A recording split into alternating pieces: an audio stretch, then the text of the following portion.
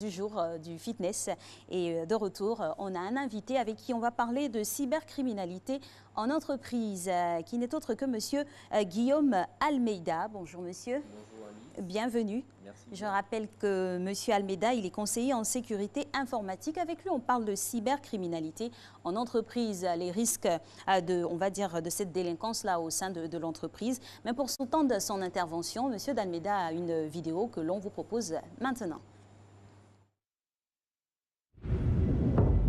Quand le loup est dans la bergerie, il est déjà trop tard pour les moutons. Et après, ça panique, ça se bouscule, comme le loup l'avait prévu. C'est le moment de dîner. À table. Personne ne se doute que j'ai utilisé mon téléphone pour pirater l'OS de cette imprimante. Comment le saurait-il? Aucune de ces machines n'a été équipée au départ d'une protection antivirus. Et maintenant qu'ils ont tous les yeux rivés sur le truc rigolo que j'ai balancé sur l'écran... Garde les yeux sur ton écran. Je peux tranquillement intercepter toutes les impressions qui m'intéressent. Oh, on fête un anniversaire aujourd'hui, encore mieux. Mais le meilleur se trouve dans les étages. Exactement le genre de truc capable de ruiner tous les espoirs d'une très belle entreprise comme celle-ci. Ah!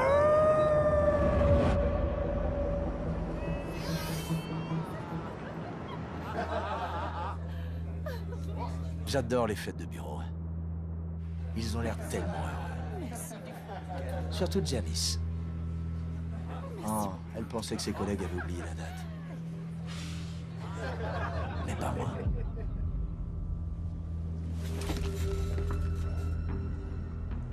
Regarde Janice, t'as reçu un email. Qu'est-ce que c'est? Un bon cadeau pour une séance de spa. C'est pas adorable ça? T'as plus qu'à l'imprimer. Allez, Janice. Vas-y. Imprime-le. Tu l'as bien mérité. Et après, à toi le bon massage. Voilà. C'est bien. Maintenant, j'ai accès à tous les ordinateurs. Vous vous demandez comment? Aucune de ces imprimantes ne surveille automatiquement les menaces externes. Le soi-disant bon cadeau d'Alice cachait en fait un logiciel malveillant qui a contourné tout le système de sécurité de l'entreprise.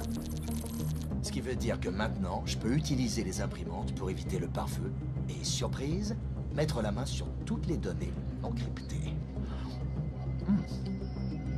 En fait, c'est beaucoup plus simple que ça en a l'air.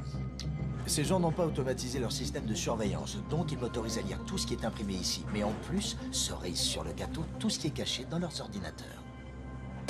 Ça, c'est vraiment une fête.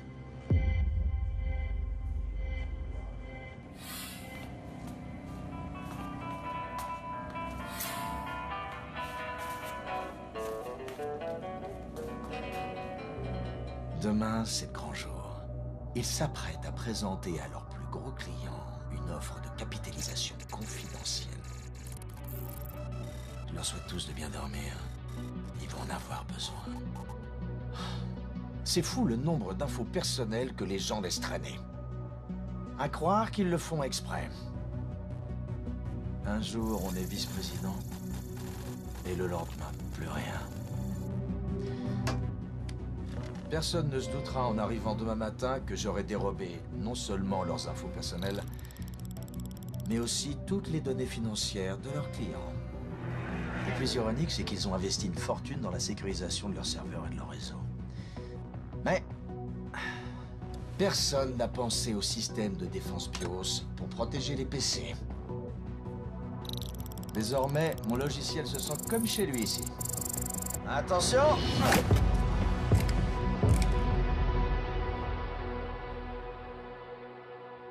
Là, c'est ce que j'appelle une métaphore.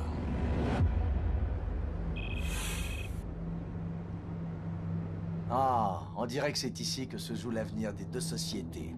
Rien de moins. Dire que j'avais un super plan pour m'infiltrer dans cette vidéoconférence, mais j'ai même pas eu besoin de m'en servir. Vous voyez là le type derrière moi? Celui qui semble se liquéfier? Il est si nerveux qu'il a oublié dans l'imprimante la partie la plus importante de sa présentation. Résultat, elle est maintenant à la portée du premier venu prêt à partager son butin avec un type comme moi. Et comme ce vilain garçon n'a aucune authentification utilisateur, n'importe qui peut récupérer tout ce qui a été imprimé. Bingo. Je résume. Je prends le contrôle de leurs imprimantes. Ensuite, je contrôle leur réseau. Ensuite, je prends toutes leurs données. Et le meilleur, ça. Il y a tous les détails de leur future opération.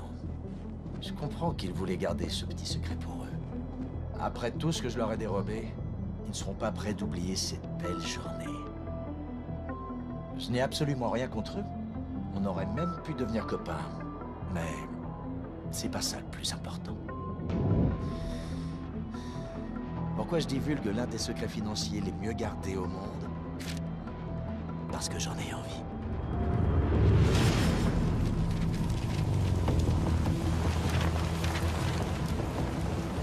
Et qui vous dit que ma prochaine cible, ce ne sera pas vous?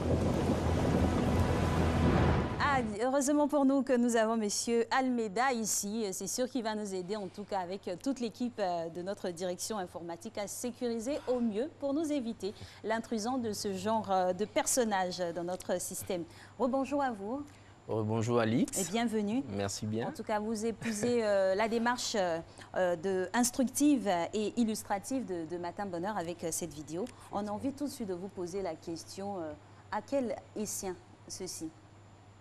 Déjà, il faut savoir que généralement, les cybercriminels, comme on les appelle généralement, c'est juste par passion, c'est juste l'envie aussi absurde que cela puisse paraître.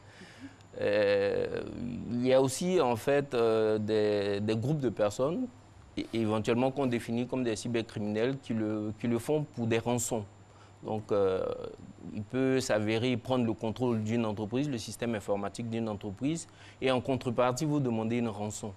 Voilà, donc... D'accord. Alors, on va parler un peu du mode opératoire au sein de l'entreprise. Là, Okay. dans la vidéo, on a constaté un homme qui se baladait vraiment gaiement dans tout le système, on va dire dans tous les bureaux, vraiment comme s'il était chez lui. Est-ce que c'est comme ça? C'est quelqu'un de l'intérieur ou quelqu'un qui peut être très loin? OK.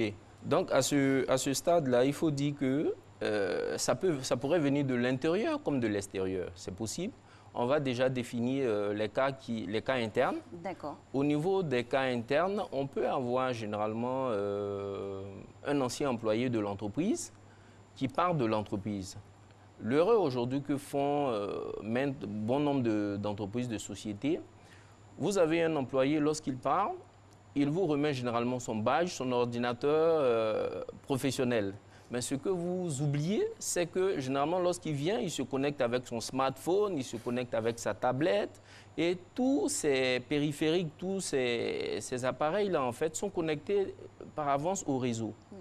OK? Et généralement, sont connectés par ce qu'on appelle le Wi-Fi, en fait, le Wireless Fidelity. OK? Aujourd'hui, pour pouvoir connecter un périphérique sur Internet de façon basique, soit vous le connectez en filet, ce qui est recommandé d'ailleurs en entreprise, ou vous le connectez en wireless. Okay? On va expliquer un peu Il à tous les profanes. Il n'y a pas de souci.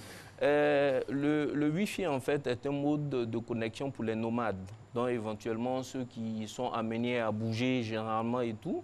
Donc, lorsque vous vous connectez avec un périphérique, vous êtes déjà enregistré dans la base de données des différentes adresses IP qui se définit un peu comme une plaque d'immatriculation d'un véhicule, donc une adresse IP. Et lorsque vous vous séparez de votre employeur, vous n'avez pas besoin en fait d'être dans le même local, c'est-à-dire dans les bureaux pour pouvoir en fait vous connecter au réseau. Puisque la sécurité déjà est définie dans votre périphérique, vous pouvez vous mettre même à l'extérieur de l'environnement de l'entreprise et toujours avoir accès au réseau, comme si vous étiez toujours employé de l'entreprise. Vous voyez? Donc, avec ce périphérique-là, vous pouvez déjà vous attaquer aux serveurs critiques pour pouvoir en fait les déstabiliser. Donc déjà, ça c'est un cas interne. Oui. Pour ce qui est du cas externe, on peut avoir généralement des cybercriminels, comme on les appelle, qui peuvent s'attaquer à la sécurité prédéfinie. Parce qu'il faut savoir que la sécurité en entreprise, elle est vraiment différente d'une sécurité que vous allez définir sur l'aspect domestique. Donc déjà, il faut dégager ces deux aspects-là. Vous avez une sécurité qui est dite domestique, qu'on appelle généralement les sécurités résidentielles, et vous avez une sécurité dite entreprise, donc avec des protocoles beaucoup plus avancés en termes de sécurité. Donc, lorsque le cybercriminel à l'extérieur de l'entreprise va forcer en fait cette sécurité-là, il s'introduit directement en fait sur votre réseau. Là, on l'a vu, le cybercriminel a eu à attaquer l'imprimante. Parce que ce qu'on oublie aussi, c'est que généralement, lorsqu'on fait l'acquisition d'imprimantes, je vais taire les marques pour ne pas faire de pub. Bien sûr. Mais il faut savoir que dans l'option en fait, de fonctionnalité de l'imprimante, il émet en fait un réseau qu'on appelle, comme je l'ai dit, le réseau sans fil, donc le réseau de mobilité. Et généralement, ce réseau-là n'est pas sécurisé. Donc c'est à l'IT, c'est l'administrateur, au DSI, de savoir en fait que ces appareils-là, à la base, doivent être sécurisés. Et si ce n'est pas fait, éventuellement, il peut y avoir intrusion. Intrusion via l'imprimante, intrusion dans le réseau de l'entreprise. Et on a constaté dans la vidéo ensemble ce qui advient après. Et ce qui se passe maintenant, les attaques de ce genre, c'est à quelle échelle aujourd'hui? Bon, il faut dire qu'aujourd'hui, si je prends déjà le cas de la Côte d'Ivoire, il faut dire que c'est quand même assez avancé. C'est quand même assez avancé. La dernière fois, nous étions en déplacement sur l'étranger où nous avons eu à avoir des retours d'informations. Aujourd'hui, ce qu'on constate en termes de cybercriminels, c'est des gens qui vont prendre le contrôle de votre entreprise et en contrepartie, qui vont vous demander des rançons, ils vont vous exiger des virements bancaires et tout. Donc, effectivement, c'est du chantage. Donc, vous devenez dépendant de ces personnes-là. Ah oui, pourquoi rester dans la dépendance? Donc, et au préalable, on va essayer de définir le profil de ces personnes-là. C'est qui? C'est vraiment des personnes qui sont très avancées dans la sphère informatique ou ça part de la personne lambda qui... Non, éventuellement, c'est des personnes vraiment averties. C'est des personnes qui s'y connaissent. Généralement, on les appelle des hackers et tout. Mais je préfère plus dans ce contexte-là les appeler des cybercriminels. Parce qu'en fait, à la base, lorsque nous définissons le cybercriminel, il y a la racine crime. Donc le crime, éventuellement, dans le commun des mortels, on dira que c'est un homicide et tout. Mais en ce qui nous concerne, sur l'aspect juridique, en fait, c'est une infraction en fait, qui est réprimandée éventuellement par la loi. Donc aujourd'hui, ces personnes-là vont s'adonner à ces pratiques-là pour pouvoir tout simplement, comme vous l'avez dit, faire du chantage. Voilà, faire du chantage aux entreprises et voilà, c'est un peu ça. Et dès lors qu'on constate qu'on a été piraté, c'est le terme indiqué, oui. Voilà, qu'on a été piraté, où il y a une intrusion de notre système, est-ce qu'il y a des moyens de protection pour ne pas, bien sûr, verser dans le chantage et toujours amener des rançons qui ne vont jamais finir? Bon, à ce niveau-là, il faut dire que tout dépendra en fait de la menace qui est prédéfinie. Parce qu'aujourd'hui, vous avez différentes sortes de menaces. Vous avez des vers, généralement qu'on appelle des vers informatiques, qui, eux, vont se propager sur des ordinateurs. Vous avez en fait des virus. Le virus, en fait, lui, sa cible attaquera un programme spécifique dans votre environnement. Vous avez le cheval de Troie. Le cheval de Troie, lui, qui est encore beaucoup plus avancé, c'est ce virus-là, ce programme-là, qui est l'un des les plus délicats. Parce qu'en fait, il n'a pas besoin en fait, d'être dans votre environnement. C'est-à-dire, lorsqu'il fait l'intrusion dans votre réseau local, il peut être à des centaines, des milliers de kilomètres et prendre le contrôle en fait, sur vos différentes applications. Vous avez aussi le spyware. Le spyware, comme je l'ai dit, le spyware en fait, qui introduit dans votre réseau, c'est un renifleur en fait. Donc, il va vous aspirer toutes sortes d'informations, c'est-à-dire les codes que vous allez saisir. Si vous êtes dans un établissement bancaire, il va vous récupérer tous vos codes d'accès et vous voyez qu'est-ce que l'entreprise en cours. Ça c'est clair. Avec tout ce que vous êtes en train de nous dire là, est-ce à dire que les systèmes informatiques actuels ne sont pas performants ou sécurisés pour qu'on puisse s'introduire aussi facilement? Non, je ne dirais pas en fait que les procédures de sécurité informatique ne sont pas performantes. Tout dépendra déjà de l'implémentation du DSI, du premier responsable informatique dans une entreprise. Il revient à lui de s'équiper généralement de firewall, de pare-feu, en fait, pour pouvoir protéger, en fait, puisque Internet, en fait, comme on le définit, est un gros nuage où tout est pratiquement permis. Donc, c'est à votre premier responsable de l'infrastructure informatique de définir en fait des bannières de telle sorte que tous les utilisateurs extérieurs ne puissent pas vraiment s'introduire dans votre environnement qui est dit privé pour pouvoir faire un peu de tout. Et toujours sur cette même lancée-là, quel devrait être le déploiement pour vraiment éviter au mieux les failles?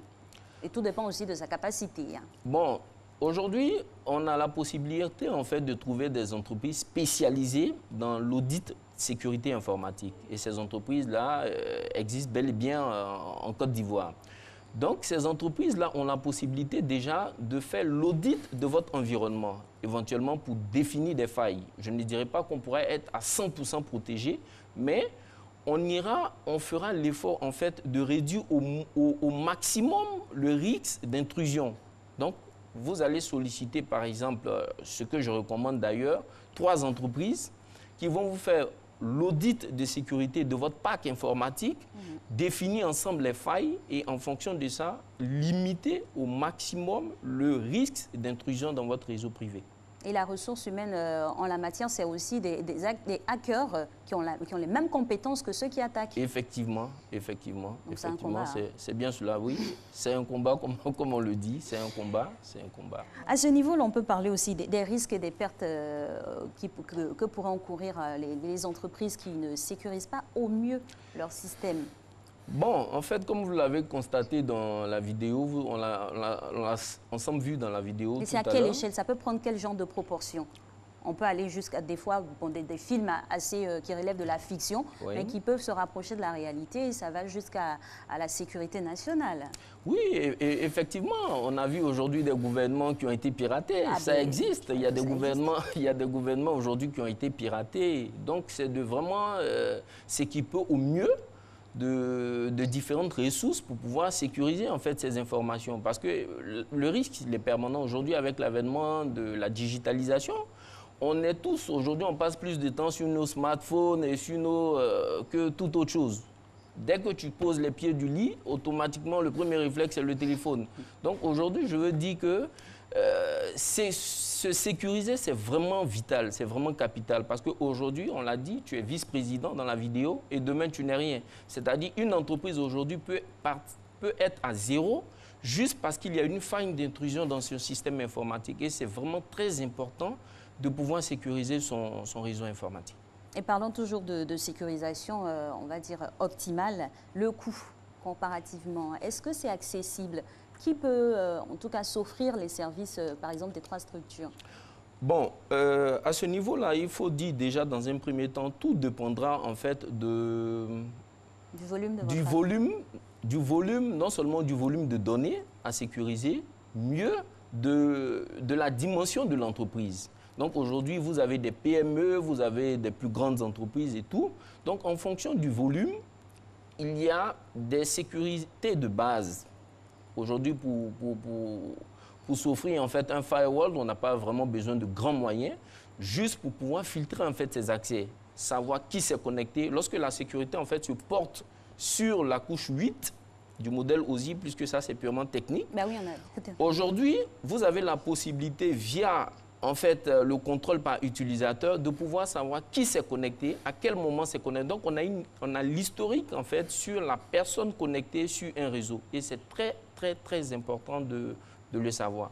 Donc on pourra éventuellement remonter s'il y a audit, on pourra remonter pour savoir quelle est cette personne, quelle est cette ressource en interne qui a pu se connecter, quelle est cette personne qui a eu à faire l'impression et en fonction de ça pouvoir définir un mode de sécurité. En tout cas, des informations très intéressantes et pertinentes. Il faut savoir aussi au sein de l'entreprise que, on va dire, le matériel qui est installé aussi, c'est pas de l'espionnage en tant que tel, mais il y a en tout cas des données qui sont recueillies dans un autre serveur. Il faut faire attention à ce qu'on fait sur son ordinateur. Effectivement, Alice, effectivement. Merci beaucoup, Monsieur Almeida. On va vous retrouver. Un nouveau développement de l'actualité. Merci Régis. À tout de suite pour votre dernier flash. Et nous poursuivons sur le sujet très intéressant de la cybercriminalité en compagnie de Monsieur Almeida. On a envie de vous poser la question de savoir quel type d'attaque se trouve maintenant sur le terrain. Généralement, aujourd'hui, s'il faut dire, parler d'attaque actuelle, on va dire aujourd'hui, on est plus confronté au cheval de Troie. Nous avons le must, quoi, le dernier niveau. Le cheval de Troie, en fait, il est très critique dans la mesure où le cybercriminel, comme je le disais tantôt, il n'a pas besoin en fait, d'être dans votre environnement pour prendre le contrôle de votre infrastructure. Vous voyez, nous sommes confrontés aujourd'hui par des spams. On reçoit assez de spam mailing, des publicités et tout, généralement qui saturent nos serveurs et tout. Donc, on est confronté par des spams. Et pour terminer, je parlais tantôt des spyware qui sont, eux, en fait, des logiciels espions. Donc, une fois injectés dans votre réseau, ils vont renifler toutes sortes d'informations, en fait, pour pouvoir, en fait, récolter un maximum de données. Et ces données-là, dans les mains du cybercriminel, c'est vraiment dangereux. Et face à toutes ces attaques extérieures, quelle est l'attitude que les uns et les autres devraient aborder? Parce que là, on a fait une petite digression par rapport au mail qui peut concerner plusieurs personnes, même si ce n'est pas une entreprise, une personne morale en tant que telle. Comme je le disais tantôt, une entreprise, le réseau d'entreprise, déjà, il faut savoir que le réseau d'entreprise, il est différent du réseau en fait, résidentiel, du réseau domestique que nous connaissons. Une entreprise qui doit éventuellement protéger ses données confidentielles, ses serveurs, doit s'équiper spécialement d'un firewall, d'un antivirus, pour pouvoir en fait protéger ses données.